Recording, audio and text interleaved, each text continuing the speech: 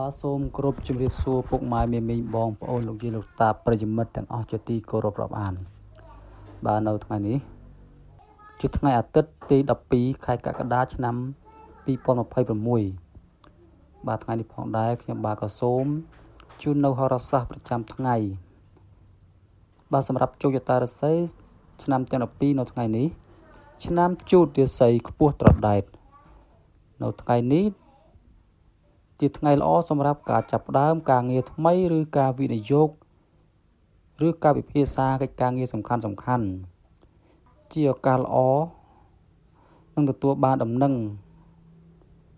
ល្អពីកិច្ចការងារផ្សេងចំពោះអ្នកប្រកបរបររកស៊ីជួញដូរថ្ងៃនេះមានការកើនឡើងនូវប្រាក់កម្រៃឯសេចក្តីស្នេហាប្រុសស្រីកំឡោះក្រមុំក៏ស្រស់ស្រាយនឹងផ្អែមល្ហែមជាប្រពៃឆ្នាំឆ្លូវរាសីស្រុតចុះនៅថ្ងៃនេះលោកអ្នកគួររក្សានូវភាពស្ងប់ស្ងាត់និងជៀសវាងជំនួសកុំប្រញាប់ប្រញាល់ក្នុងការចុះហត្ថលេខាលើឯកសារសំខាន់ផ្សេងអ្នកប្រកបរបររកស៊ីជួញដូរថ្ងៃនេះមានការធ្លាក់ចុះនៅប្រាក់កម្រៃអ្នកខ្លះរកបង្ក្រប់ឆ្នាំងស្ទើរពុំបានផងឯការធ្វើដំណើរទីជិតទីឆ្ងាយឃើញថាមានការរកាំរកុសបញ្ហាចូលមកយាយីជាញឹកញាប់សេចក្តីស្នេហាប្រុសស្រីកំឡោះក្រមុំមានការពាក់មុខយៈដាក់គ្នាជាច្រើននៅថ្ងៃនេះឆ្នាំខាលរាសីស្រុតចុះថ្ងៃនេះលោកអ្នកហាក់ដូចជាមានការថមថយនៅកិច្ចការងារផ្សេងដែលធ្វើឲ្យលោកអ្នកមានការមួម៉ៅក្តៅក្រហាយនៅក្នុងចិត្តអ្នកប្រកបរបររកស៊ីជួញដូរថ្ងៃនេះពុំសូវជាមានភាពកាក់កបប្រមាណទេដូច្នេះហើយលោកអ្នកគួរមានការប្រឹងប្រែងឲ្យបានខ្ពស់ទើបជាការប្រសើរការធ្វើដំណើរទីជិតទីឆ្ងាយក៏ពុំសូវជាល្អប្រសើរដែរចូលមានការប្រយ័ត្នប្រយែងឲ្យបានខ្ពស់ឯសេចក្តីស្នេហាប្រុសស្រីកំឡោះក្រមុំក៏ពុំសូវជាមានភាពផ្អែមល្ហែមប្រមាណនោះទេឆ្នាំថោះរាសីខ្ពស់ត្រដែតនៅថ្ងៃនេះឃើញថាដំណើរជីវិតរបស់លោកអ្នកមានភាពរីកចម្រើនជឿនលឿនទៅមុខសំណាងល្អកំពុងតែញញឹមរង់ចាំអ្នកប្រកបរបររកស៊ីជួញដូរច្រើនទទួលបានផលកម្រៃហូរចូលយ៉ាងច្រើនសន្ធឹកសន្ធាប់នៅថ្ងៃនេះការធ្វើដំណើរទីជិតទីឆ្ងាយក៏មានភាពសុខសាន្តនិងទទួលការរាក់ទាក់ពីអ្នកជុំវិញខ្លួនសេចក្តីស្នេហាប្រុសស្រីកំឡោះក្រមុំមានភាពស្រស់ស្រាយនិងផ្អែមល្ហែមជាប្រពៃឆ្នាំរោងរាសីល្អមធ្យមនៅថ្ងៃនេះជាឱកាសល្អក្នុងការប្រកបកិច្ចការងារហើយក៏ជាបញ្ហាតូចកើតឡើងចូលមកជាមួយគ្នានោះដែរដូច្នេះលោកអ្នកគួរមានការអត់ធ្មត់និងគិតគូរឲ្យបានគ្រប់ជ្រុងជ្រោយទើបមិនមានបញ្ហាណាមួយកើតឡើងបានចំពោះអ្នកប្រកបរបររកស៊ីជួញដូរថ្ងៃនេះឃើញថាទទួលបានផលកម្រៃសម្រាប់ចិញ្ចឹមគ្រួសារបានឯការធ្វើដំណើរទីជិតទីឆ្ងាយគួរមានការប្រុងប្រយ័ត្នឲ្យបានខ្ពស់សេចក្តីស្នេហាប្រុសស្រីកំឡោះក្រមុំមានភាពផ្អែមល្ហែមជាប្រពៃឆ្នាំម្សាញ់រាសីស្រុតចុះថ្ងៃនេះដំណើរជីវិតរបស់លោកអ្នកហាក់ដូចជាមានការថមថយដូច្នេះហើយគួរមានការប្រុងប្រយ័ត្នក្រែងលោមានការយល់ច្រឡំណាមួយពីមិត្តរួមការងារឬសមាជិកគ្រួសារ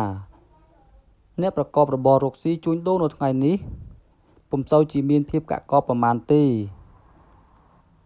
អ្នកខ្លះរកបង្ក្រប់ឆ្នាំងស្ទើរពុំបានផងឯការធ្វើដំណើរទីជិតទីឆ្ងាយឃើញថាមានភាពរកាំរកុសនិងបញ្ហាជាច្រើនចូលមកយាយីចំពោះឯសេចក្តីស្នេហាប្រុសស្រីកំឡោះក្រមុំក៏ត្រូវតែមានការអត់ធ្មត់និងចេះយោគយល់គ្នាឲ្យបានច្រើនទើបជាការប្រសើរឆ្នាំមមីរាសីខ្ពស់ត្រដែតនៅថ្ងៃនេះ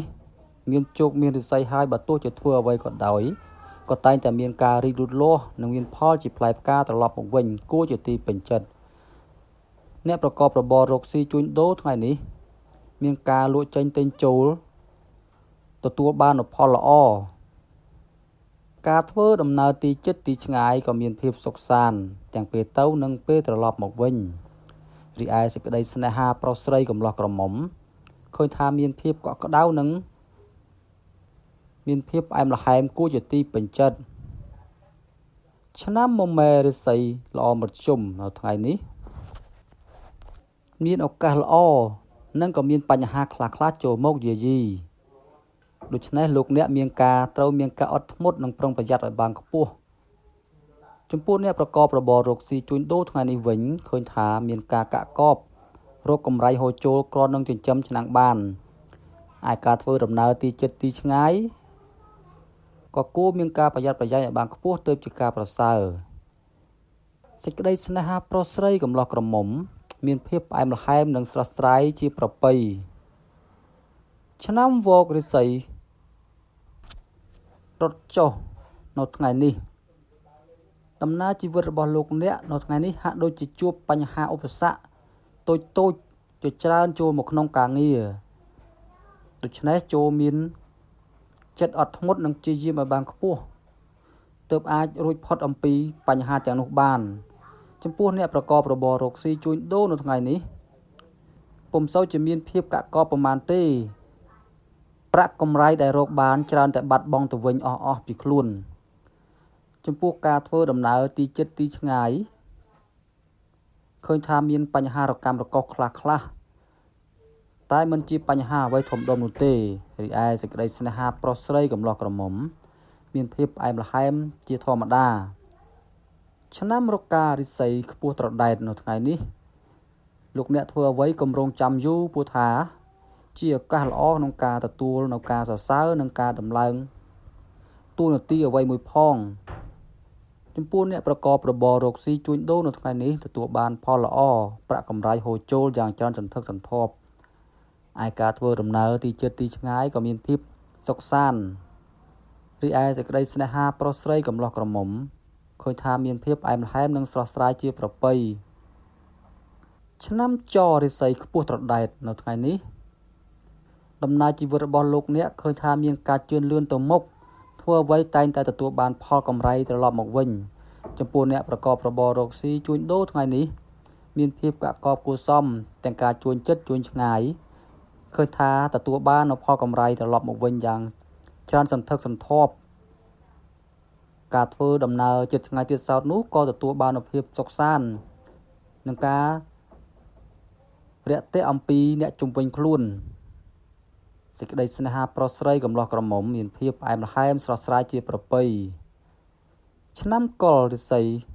ល្អមធ្យមនៅថ្ងៃនេះដំណើរជីវិតរបស់លោកអ្នកហាក់ដូចជាមានភាពរដេបរដប់ខ្លះតែពុំជាបញ្ហាអ្វីធំដុំនោះឡើយបើលោកអ្នកមានការអត់ធ្មត់និងប្រឹងប្រែងដោះស្រាយនោះអ្នកប្រកបរបររកស៊ីជួញដូរនៅថ្ងៃនេះមានភាពកាក់កបគួរសមចំពោះការធ្វើដំណើរទីជិតទីឆ្ងាយក៏ត្រូវតែមានការប្រុងប្រយ័ត្នទើបជាការប្រសើររីឯសេចក្តីស្នេហាប្រុសស្រីកំឡោះក្រមុំមានភាពស្រស់ស្រាយនិងផ្អែមល្ហែមចំពោះគ្នាជាប្រពៃបាទសម្រាប់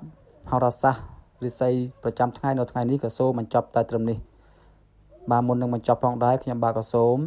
ជូនពរពុកម៉ែបងប្អូនប្រិយមិត្តទាំងអស់ជួបតែសេចក្តីសុខចម្រើនរកទទួលទានមានបាននិងមានសុភមង្គលគ្រប់គ្នា